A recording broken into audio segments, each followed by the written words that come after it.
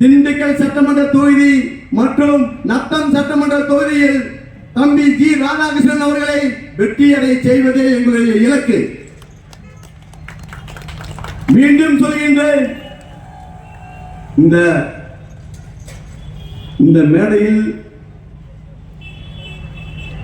வெற்றி தமிழர் முன்னேற்ற கழகத்தின் நிறுவன தலைவர் தம்பி ஜி ராதாகிருஷ்ணன் அவர்களுக்கு இப்பொழுது பலாப்பழம் சிரட்டை அவர் கையில் கொடுக்க நான் மிகவும் ஆசைப்படுகின்றேன். இப்பொழுது ஒரு நிமிடம் அதை கொடுத்து விடுகின்றேன்.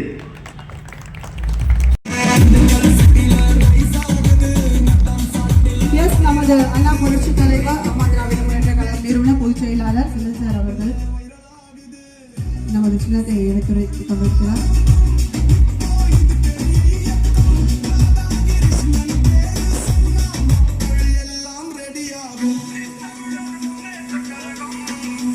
இதுதான் மக்கள் அரசியல்